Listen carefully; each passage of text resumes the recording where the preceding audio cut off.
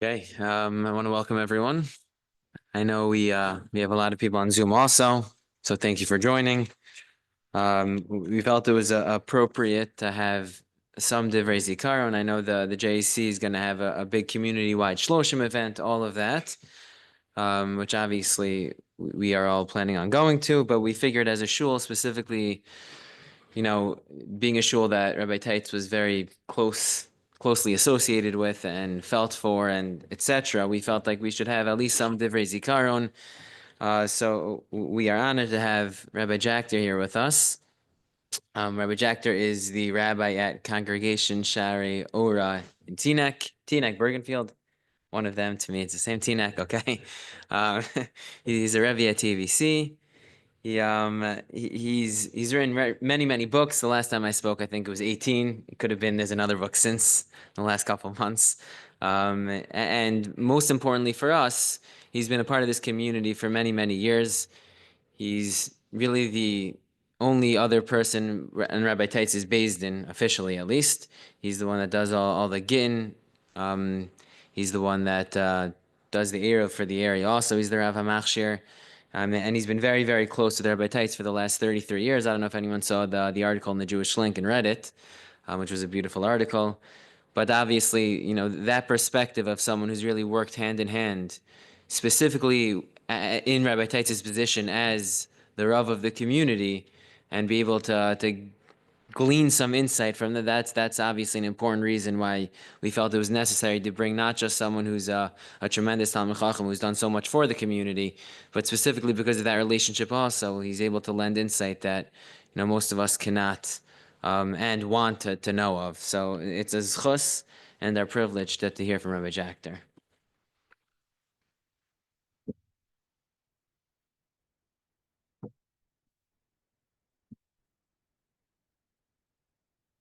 Thank you, Rabbi Steinmetz. It's a very large responsibility that I have this morning, and for a number of reasons. Want to do right by Rav Teitz. Want to do right by Rebbetzin Teitz. Yibor Chaim Tov Marukim. Want to do well by most important. Want to do well by Hashem. And one story just looms large. Just that's sobering is about 10, 12 years ago, we tried out a backup sofer for the Beis Din. And Rabbi Tice wasn't there when we wrote the get, but I brought him the get to look at it. He looked it over and he said C plus. So I thought it was not bad, but he said C plus. Well, so that was the end of that person being the sofer. So I hope I hope with Rav Teitz's high standards that he looks down at Shemayim and he feels that we've met them. I wanted to begin with a story that occurred here. I had the schus of living here for my wife and I lived here for our first year in our marriage from 95 to 96. And actually, this morning, my daughter-in-law and son, our older son, are moving here, moving into the neighborhood as we speak. They would like to attend, but there's a whole family convoy just bringing down all the stuff now. So they're watching, they're catching it on the Zoom. But it was a very beautiful story that happened. Let's see if I'll try to remember it as accurately as I can. It was December of 1995. It was a snow day. Appropriate. It was a 22 inches of snow. So that meant this is like for every student, this is like the best day ever, because it's you get not one day off, they get 3 days off, and he was able to and we came, we had and you couldn't get anywhere, but 22 inches was paralyzed. So we came in the minyan that morning. I don't know if I don't know if you were there, and and and and Rav Tait said, okay, we're not going anywhere. There's no Zoom in those days. So we didn't work by Zoom. You couldn't get to work. You couldn't get anywhere. trains were closed, buses, nothing was running. So he said, okay, we have no excuses to daven fast today. Today we're gonna daven slowly. And it's interesting what he said. He says, so we come up to after 120 years, and Hashem complains, why did you daven fast? Right? So he will say, okay, so we had to get there, we got to here, we had all these responsibilities. But he's going to say, what about that snow day? So he said, this is the day. This is the test day. This is the test day when we have all the time in the world. How are we going to daven? And he said, we're going to daven. We're going to daven slowly, and we did. And I thought was really just a hallmark of that day was that everybody we enjoyed it. Nobody complained. We said acharai, acharacha, we're gonna do it. Rabbi Teitz didn't force it, but it was leadership. It was just such a really beautiful example of leadership. I remember we waited for him for Chazar Hashatz that day. I don't know in the later years it continued. I remember my day we couldn't wait for Teitz for Chazar Hashatz because it was such a long Shemona Esrei. I don't know how if it changed over the years, but that day we waited for him for Chazar Hashatz. Until we davened. I think it was like an hour long davening. It was a really yeshivish davening that we davened here, and it just left such a good taste, such a good feeling that 30 years later that I remember it so vividly. And I think it also there's the reason why I wanted to begin with this story because I think I want to end also with a similar theme later on was that Rav Teitz loved davening. He just really loved davening. He dedicated to davening. And I think it also shows you that he really never left the yeshiva. In other words, he understood that you can't have in a shul, you can't have hour-long davenings, on a regular weekday morning. But he wanted to, it was his aspiration. It was his shifa, and he wanted to be able to do it.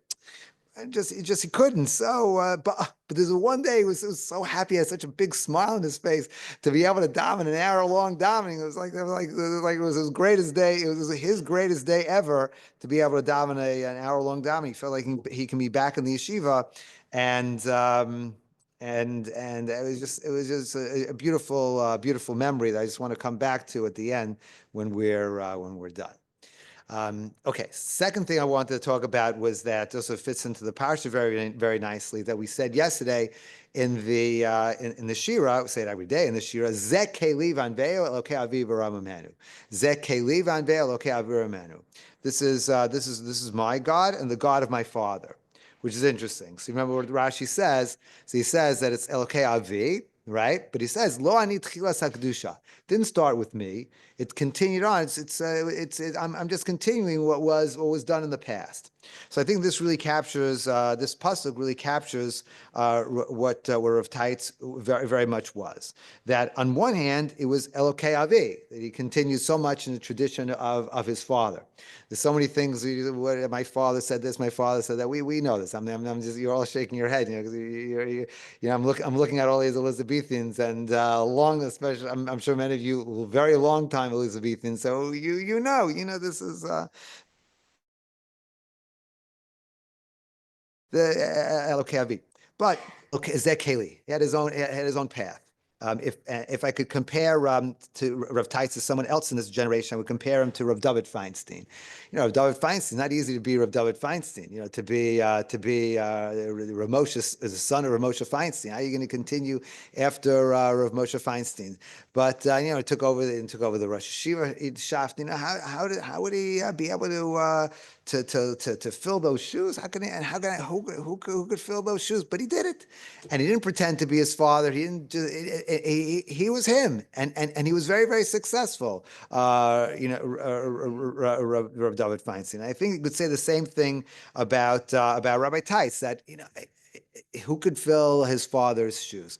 But he didn't try to be his father. He didn't try to imitate and what his father did. Of course, everything he did was in the same spirit of his father, Elokei Avi. But is that Keli at his own way of doing it? And this is what we're all supposed to do. That Elokeinu v'Elokei Avoseinu. Elokeinu, our God, Elokei Avoseinu. So we didn't start. We're not the first ones, but we have to find our own style, our own way of our own doing it, of doing things, putting our own personality into the mitzvahs, into the learning.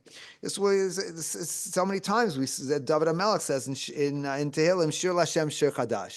You sing a new song. It's not just a repeat of what was done before, but of course in the same style it was done before, but but building on, adding on a new layer.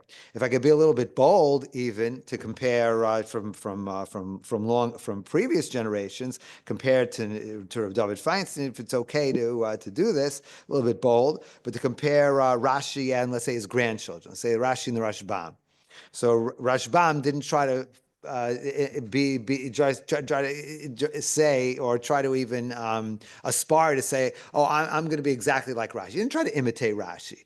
He tried, of course, to be in the same spirit as Rashi. You look at his introduction to Parashas Vayeshev, and you'll see how he describes where his derech to Chumash stems from a conversation that he had with his grandfather, and before he had the imprimatur of his grandfather to take a different approach to Chumash, but he forged his own style. So that's Rashbam. And same thing with Rabbeinu Tam. Even though Rabbeinu Tam didn't have that much time overlap with his grandfather Rashi, his older brother, the Rashbam did, but still Rabbeinu Tam very much had developed his own style, and didn't just try to say, oh, I must be Rashi. No, we don't have to be Rashi. You're not as great as Rashi. Who could be as great as Rashi? But you know what? I'm worthwhile as well. I could be Nanasim Omnim Al Kispe Anakim. I can be the small person that's standing on the shoulder of giants, and I could be very and I can see in a certain way. I can see even further than the giant.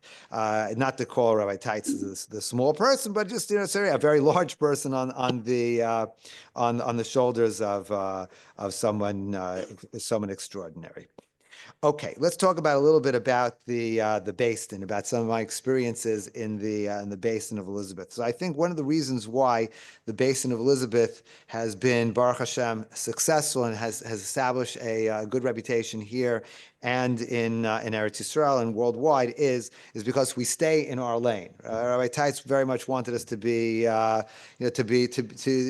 just don't take any big steps. Just try to do as he was the Amad Dvar. Just do what's accepted. I'll just give you just two examples where he didn't want us to take bold action. So, for example, we had a situation where female recalcitrants, a wife refused to receive a get. And this is already after the civil divorce. This was 3 years after the civil divorce. It's the case here not in Elizabeth, but it was a case in the New Jersey, in the greater New Jersey area. And it was 3 years after the civil divorce already. The wife didn't refuse to receive the get. And it was an Orthodox marriage. And it didn't seem to be any way to be able to move forward. So the halacha provides for this option of a heter mea rabbanim. If you have 100 rabbis, and including those rabbis have to be from 3 different regions, Gibel Aratzos. So in such a case, Rabbeinu Gershon, who said that a man can't marry more than one wife, he also created an escape clause. He said that if you have permission from 100 rabbis from 3 different regions, then the man can remarry without a get. Again, provided you leave a get for the woman anytime she wants to receive it, it's ready for her to pick up. You notify her, give her fair opportunity. You have to be fair to both sides, 100%. But Rabbi Teitz didn't want us to get involved with heter mea rabbanim. He never wanted us to be involved with heter mea rabbanim. But one time he allowed it. Only one time. It was around 2010. He allowed it, and because it was an extreme case, it was an obvious case. But even then, he only did it with the agreement of Rav Jachter and Rav Mendelssohn the Ravik, who Mendelssohn the Ravik is now in Lakewood. It was in Milwaukee. Also, was a very, very highly regarded basin in the United States. Is now considered to be the top Masada get in North America, and the Rav that we all look up to. He was here in Elizabeth a few years ago, and Rabbi Teitz oversaw him administering again. Rabbi Teitz was very, very pleased with Rav Sandar Ravik. So But just to show you, he didn't want us to be a center to do a head to Meir Rabban. One in 33 years we did one, and it was a very, very, very extreme, obvious case. It's another example where he just wanted us to be just very, very careful of the steps that we took. I mentioned this a little bit if you saw in the link article, but just explain it now a little bit more. There was a case where where male recalcitrance, the husband was refusing to give a get. In this case, but the way out to help the woman was her marriage was performed by a very liberal conservative rabbi. He was so liberal that he. It's awful to mention, but he mowed his lawn publicly on Shabbos. Awful, and I remember Rabbi Teitz was so upset when he heard that. I did, and so I said, well, okay, so are you, I said you. I hated calling Rabbi Teitz you, but he insisted on it. I saw you wrote that also. I always felt so uncomfortable doing that, but he said that was a tradition in Europe. I couldn't bring myself to do it, but I said, Rebbe, are you comfortable with writing a heter, to write a letter to permit this woman to remarry without a get, because the marriage was invalid. I checked it very, very carefully. There were no orthodox anything, no orthodox photographer, videographer, nobody was orthodox, and nobody was Shomer Shabbos, and he didn't want to give the head there. He said, you need someone with breiter plates. You need someone with broad shoulders. So I'm thinking to myself, that's you. But he said, I said, so who should I ask? So he said, why don't you call Rav Gedai Schwartz from Chicago? So he didn't. And this is a smart way of doing it. This way, you don't. And Rav Schwartz granted it. He said, okay, he wrote the letter, but he didn't want to take this himself. Conservative, being with a small c, being very, very careful of where to go, and of the steps that we're taking in the Basin. If we say Ashrei Adam Mafachet Tamid, that's certainly with Basin. It's a scary enterprise. Be very, very careful the steps that we took. The same thing applied in the Basin, just to give you a little bit of a sense of some of the things some of the activities we engaged in. I mentioned also a little bit in the link article is a new kvias, but I'll explain a little bit more here. That we mentioned in the article in the link that in 1993, when I started in 1992, there were only two places in New Jersey to be Masada Get that were active. It was Elizabeth and Passaic. Now there were other places that Newark, of course. You had Jews living there for generations. You had Patterson. You had Camden.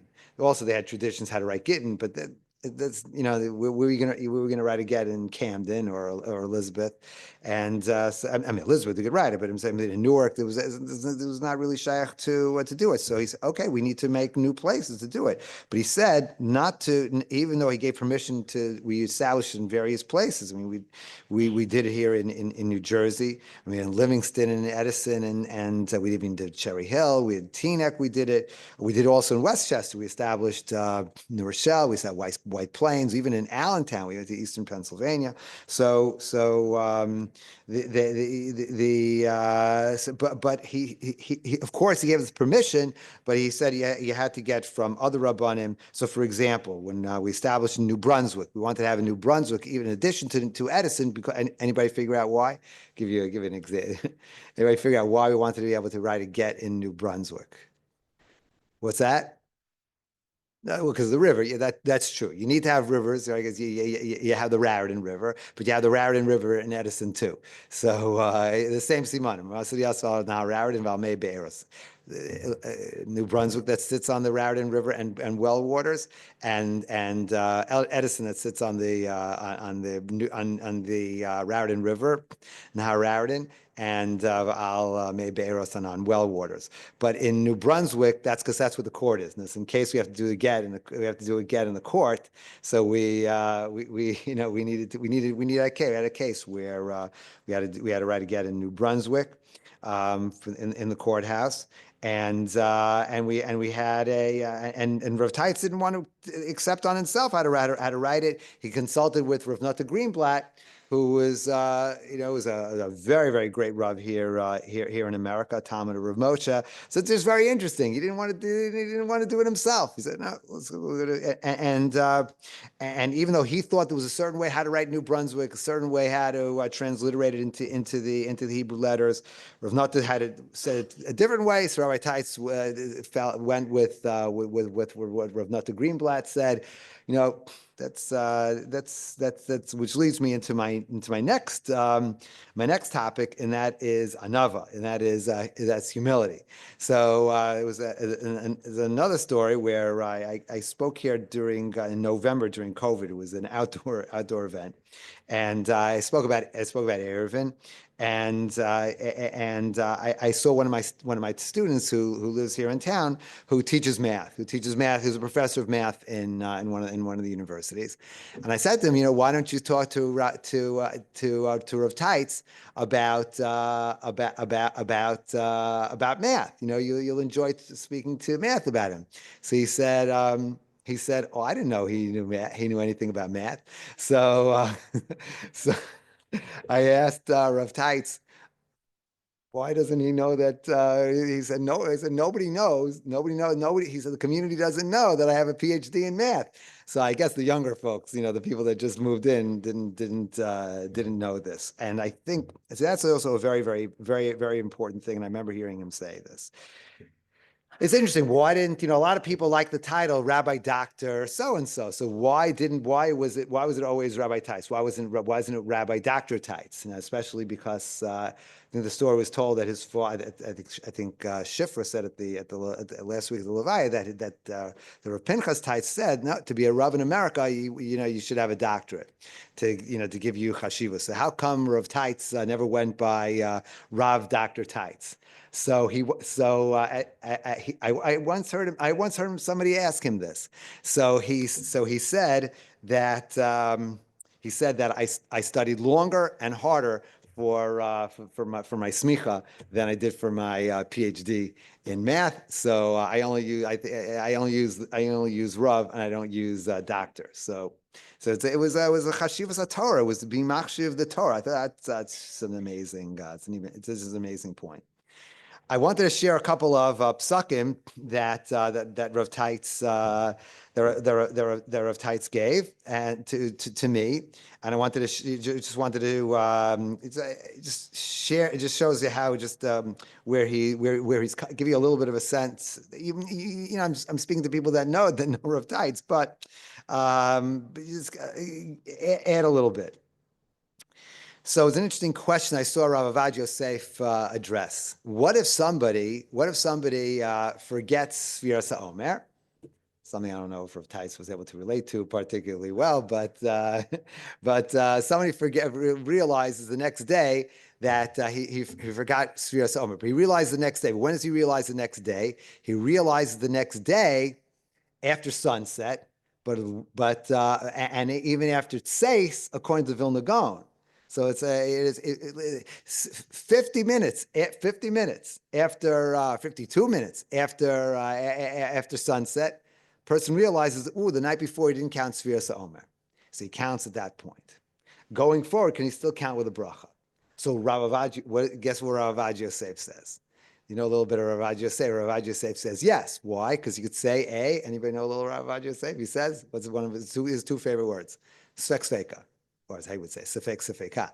So safek safek, his safek safeka is as follows: safek. Well, maybe the halacha doesn't follow the bahag who says that if you forget one day that that's it, you're gone, you can't count anymore. And maybe the halacha is like Rabbeinu Tam that you can count all the way till that you can count. I'm sorry, that Rabbeinu Tam holds that it's still day until it's definitely day until 58 and a half minutes after sunset. Imagine that. It's Rabbeinu Tam's opinion. And then, but the only thing is, he said, and then it's only certainly night 72 minutes after sunset. So this guy counted 52 minutes. According to the Vilna Gaon, according to the way we follow, then that's it. He's gone. He missed the whole day. But according to Rabbeinu Tam, he counted it within the day, so he can still continue the next night with a bracha. So Rav Yosef says, okay, can be mitzvah if Tosas the Rambam who disagrees with Rabbeinu Tam, who disagrees with Bahag. Sorry, Tosas and the Rambam disagree with the Bahag, and he mitzvah for Rabbeinu Tam also that maybe it's still maybe it's still Yom. So I asked Rav Teitz what he thought of this psak. What do you think? What do you think he said?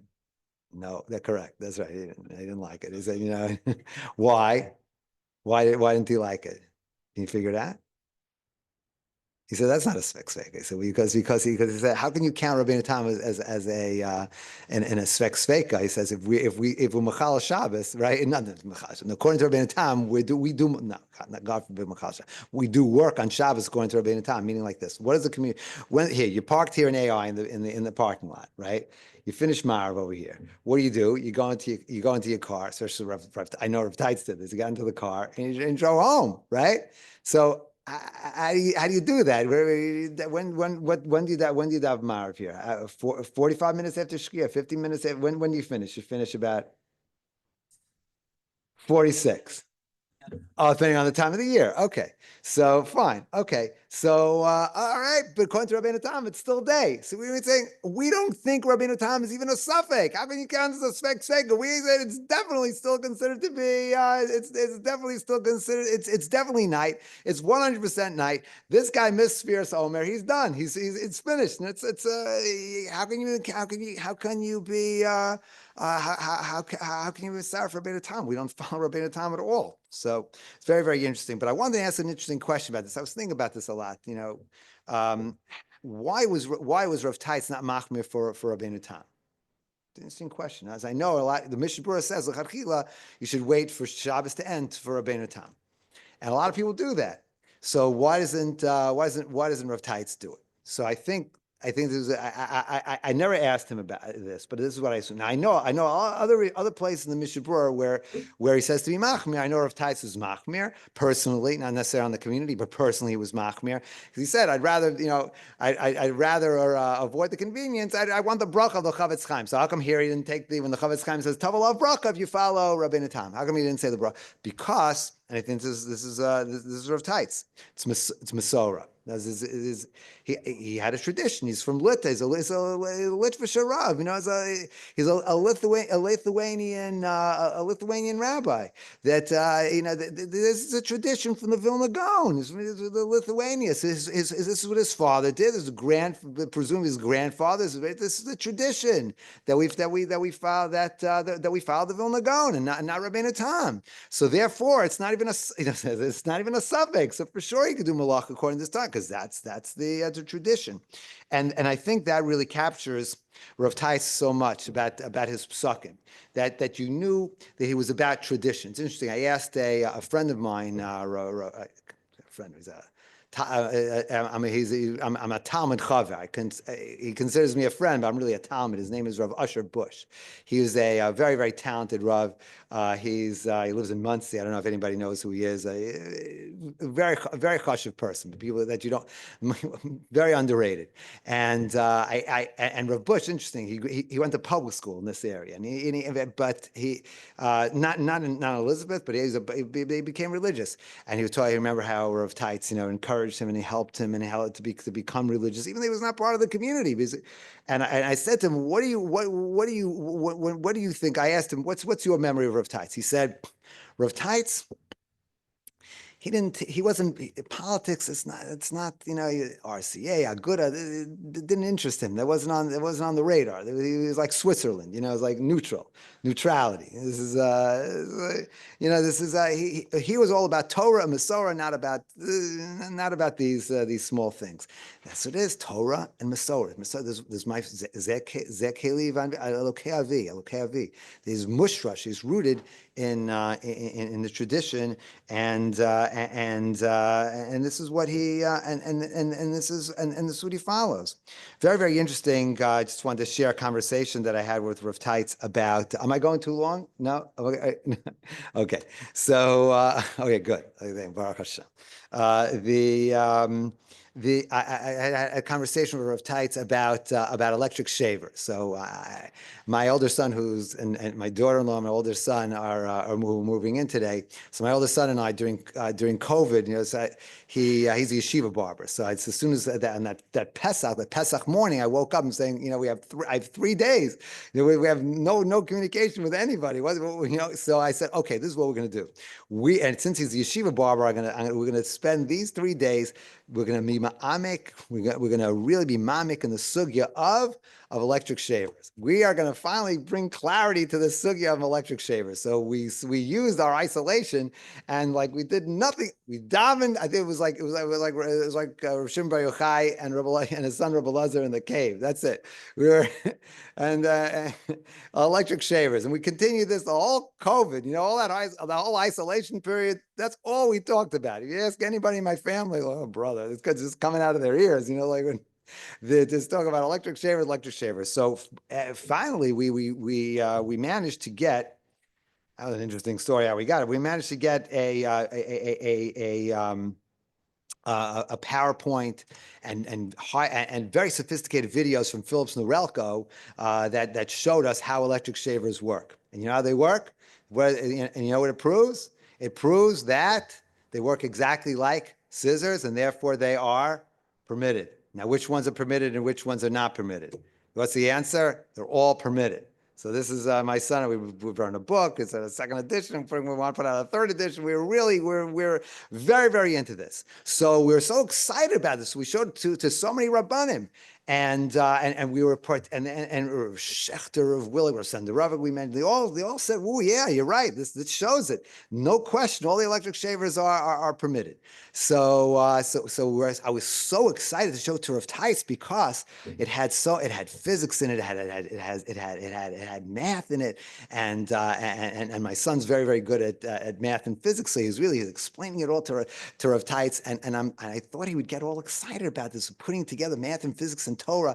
Meanwhile, he's sitting there. He looks like he's bored during this presentation. It's like, why? So after he listened patiently, he's sitting there, and I said, Rebbe, what do you think? So he said, well, I didn't need all of this. It's obvious. Of course, this is so obvious. Why otherwise? Why is there a screen? Why is there a screen in addition to the shaver blade? There's a screen because clearly the shaver blade works in tandem with the screen, meaning that it works like a scissors or a razor. Like a scissors, right? It doesn't cut. The shaver blade doesn't cut by itself. It needs a screen. Why else is a screen there? So that's a basic engineering principle. That's so. It's very, very interesting. But I just want to add a little bit. It was very, very interesting, and I think it just reflects also. I think maybe to add a little bit to Rav Teitz. Now, Rav Teitz, he didn't shave. So after we're done, after we're finished, he said, "Happy shaving," So, but he didn't. He didn't, except for others, his mutter. That's the tradition. The Mishnah and Beitza, Beya, that Rabban Gamliel was Hechmer Latzmo. Everybody else was Mekel. That's the Rabbanish tradition. So why was he machmir? See, I think he was machmir for two reasons why he had a long beard. So first of all, because the Gemara in Shabbos says that hadras panim zaken, that it's the proper, not required, but the proper way, especially for rabbanim, is to have a beard, not a beard like I have. I'm saying, but a beard, a real beard, a really full rabbanish beard. That's number one. But number two is that you have to remember Rav Teitz's history. Does anybody know where was Rav Teitz in 1953? Anybody know? He was in Panovich, right? Now, who died in 1953? Chazon Ish. Rav Teitz met the Chazon Ish. So, in fact, Rav Teitz, remember telling me, he met the Chazon Ish. He met Rav Tzvi Pesach Frank. He met the Sridei Eish. Because when he was on his trip, when he was going to learn in Eretz Yisrael, he went with his parents, And his father made it his business to take him to meet all of these gedolim. So you're talking about, Masorah. It's not just he grew up with his father. He grew up. Look what he grew up with. And by the way, does anybody know some of the people that he was chavrusa with in Panovich? Rav Pavarsky. I think it was Rav Dov Pavarsky. I think it was the Rosh Yeshiva of Panovich. One of really a major gadol, and it was a chavrusa with him. I visited the Tel Aviv Beit Din in 1993. And I remember I would introduce myself to the Dayanim, and they asked me, who am I connected with? So I mentioned Rav Teitz. So one of them who clearly learned the Panovich said, "Oh, and he's a cherato." He said, "Oh, I remember." Now he said, "Well." I hope don't mistake don't mistake from what I say. You have to give it a little explanation what this Dayan said. So Dayan said about Rav Tai, he said Haya chatzi ilui kazeh. Now he said it was like a half an ilui, half a genius. Now why would he say a half a genius? I mean, just like why don't you say a complete genius? So I think the reason is, God forbid to say about an American rabbi that he's that he's as like say like Chatzilui. So, but he made an impression on the other people in Panovich. So, so Rav Tais, when I was speaking to him about the shavers, so he said to me, the Chazon Ish, and this is now the various reports about what do the Chazon Ish say about shavers. Never wrote about it. The various reports, most say that he said that it's usher. There's some say not so clearly. Some models maybe he's mut. So I asked Rav Teitz, what did he speak directly with the Chazon Ish about it? He said, I didn't speak to the Chazon Ish about it, but I was in Panovich right after he was niftar, and the Talmidim who spoke directly with the Chazon Ish told him that the Chazon Ish said that the electric shavers were usher, and even brought a riot to it, because for the fact that he felt even if they work like scissors, by definition they destroy the hair, and that's it. There's considered to be usher. Now, Rav Moshe Feinstein didn't agree with that, but Rav Chazon Ish said it was usher, and so why? And Rav Teitz brought all right. The Torah says pas kanam help me out with the pasuk. Okay, this is embarrassing not to know the pasuk. Pas kana lo tegalechu and lo tashchisu, right? So lo tashchis. The Torah doesn't say tar. Don't put a tar. Torah knows how to say a tar. Where by nazir, right? Pas ganam lo igalechu, right? And lo tashchis pas ganecha, right? Don't destroy. It doesn't say don't use a tar. So it's lav dafka tar. Anything that destroys, even an electric shaver. That was the Chazon Ish's view. And I think that's another reason why Rav Teitz had a full beard. He didn't answer anybody else, but I think there was another reason why he was machmir for himself, because I know that he had a tremendous reverence for the Chazon Ish. Okay, let me. I have a lot more to say, but I'll try to go. I'll try to. I think I'm exceeding my mandate, but let me just say a few very, very important things. First of all, I think everybody knows that Rav Teitz loved the Daf Yomi. Love the Daf Yomi. He finished. I think he finished Shas 7 times. He went through the cycle seven times.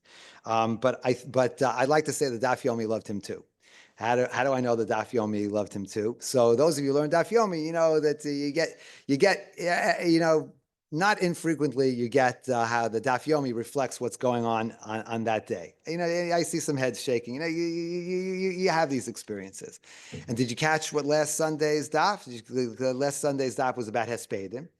Last daf was about Malin L'Chvoda, that sometimes you can delay the burial for the cover, and this is when they had to wait till Rav Eliyahu Dov was able to get to Eretz Yisrael. So it's Malin L'Chvoda for his son to be able to, Rav Tai's son to be able to get to Eretz Yisrael. So that was in the daf. That was in his daf. And it was a daf. That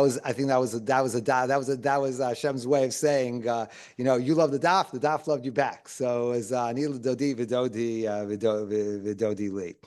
I say, Rav Teitz he loved talking Gemara. He loved just. I have so many stories. I can go. Mincha, what time's Mincha? No. What? Okay. Oh, Suva. Okay. Okay. So. All right, I'll try. I know I can hear Rav Teitz looking down. Wrap it up. Okay.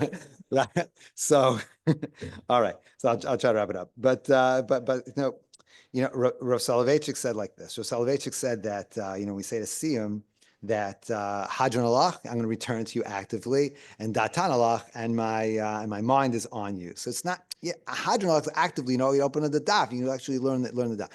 Datan Alach means you're gonna be always aware. Always, the Rav compared like to Rav Soloveitchik compared to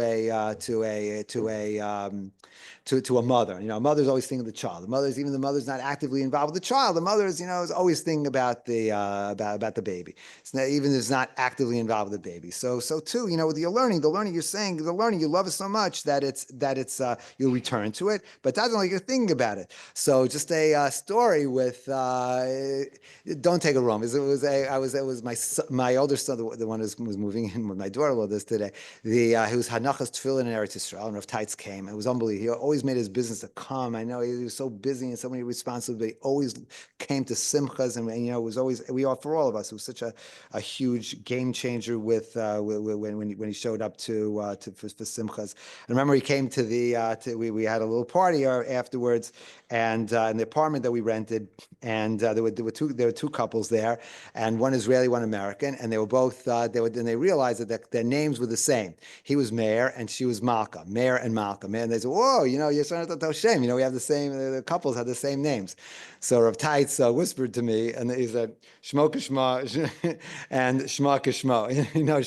Shmo kishmo and Shma kishma, which is a mission in the third parak of Gittin, which speaks about what happens if you have two couples with the same name and the same names, and they want to divorce on the same day. Can they use the same get? Which obviously not, because it's because that get has to be written the Shema, has to be written specifically for them. So so that was his first reaction is to the Mishnah. That's a Mishnah, the Mishnah and third parak in Gittin. So but Datanlah, because why did he do? He loved these puns. He loved these, because he said it was just a smile because Datanlah, even his mind was on it.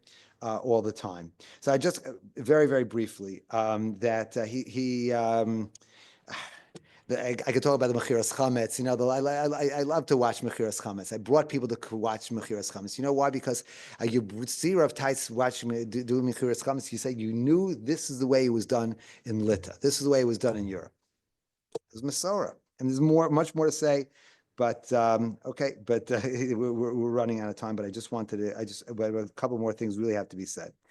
Rebbetzin Teitz, when I called her, Yibral Chaim Aruchim, she said to me, that my husband is for sure in the highest place in Gan Eden. He said, because the first question, look at that first question, Asata v'nasata b'amuna. The first question, the Gemara in Shabbos and Lamanaf, were you honest? And he said, and she said, woo-hoo. That was it's just like an Israeli, woo-hoo. It's unbelievable the way he was so honest. And I could see it, 30, no cutting corners with the beis din. Even he attempted no cutting corners.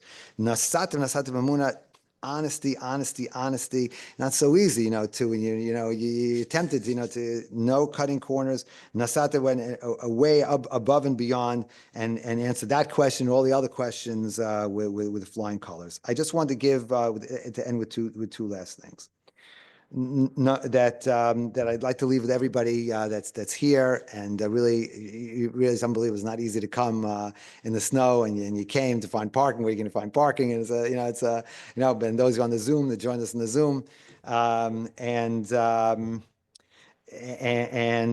I just like to ask everyone here and anyone who's going to watch the recording also just to if you want to honor of Teitz, I would just suggest there are a lot of things you could do. Make a donation to the JEC, and I'm seeing Steve Karp. That's I'm sure he'd appreciate that. But if you want to make something for Teitz in addition to that, I think what Teitz really would appreciate is that he really loved it. It was one of the Chasim main psich. I want to finish the parallel to the way we began is to is he loved tefillah b'tzibur. He loved davening with the minyan. He loved it. It's not just a burden. Oh, I have to be there for davening. It's like no. He loved it. He relished it. So if all of us can really just step it up and step up our commitment to davening b'tzibur, and the women also just kick the men out of the house. Make sure they're they're all yeah. Make sure they're all davening. They're all davening with a minyan, and to be machshav it and to love it and to cherish it. To love davening, live davening, and learn davening. Right, learn davening. Learn. Let's see if I get it right. Learn davening, live davening, and love davening. B'tzibur. Very, very important. And then the very, very end, just to conclude with the following. I was also telling Steve that last Sunday, I got a call early Sunday morning from Rabbi Senderov, like I mentioned before. A get needed to be written in Trenton. And thing is, get hadn't been written in Trenton since 1913. Ooh. And that's and who's the last person to write a get there? Rav Teitz's grandfather, maternal grandfather, wrote was the last one. Rav Preil wrote a get in 1913, and it was a little question the way the Jews pronounced one of the rivers a little differently today than they did in the previous generations. Could we change it? So immediately, what's my reaction? Oh, let's call Rav Teitz. 901 4. But it's like, I can't call him anymore. So what's what am I going to do? So what am I? I just aniva. Just what am I going to do? See. All right, we get all the rabbanim, we work together, we come to an agreement, and and figure out a way to do it. But what's missing? What's missing is we don't have that Masorah. We don't have the authority. If Rav Teitz would have given us the authority to, I have pretty good confidence that he would be okay with the decision that we'd make. But we wanted that imprimatur. We wanted that Masorah, that's that gushpanka, that stamp of approval that it was okay, and we knew, and we'd feel good with that because we have the authority, we have the authenticity of that connection to the past. Is that Elokei Avi. But we don't have that anymore. So the next best thing that I think that is really our obligation to do is the basin for all of us, and as a community also to try to act in a way that I think he will be proud. I know he always acted in a way and conducted himself as an individual, as family, as a community, in a way that he felt that his father would be proud. It doesn't have to be necessarily 100% exactly what his father did, but in a way that his father would be proud. So Mirat Hashem, that Hashem should give us the wisdom that everything going forward, it should be all done in a way, individually and communally, it should be done in a way that Rav Teitz looking down will be, and then Avinu B'Shamayim should be proud of what we're doing. Yeh Zechor Baruch. Zechor Yagen Aleinu.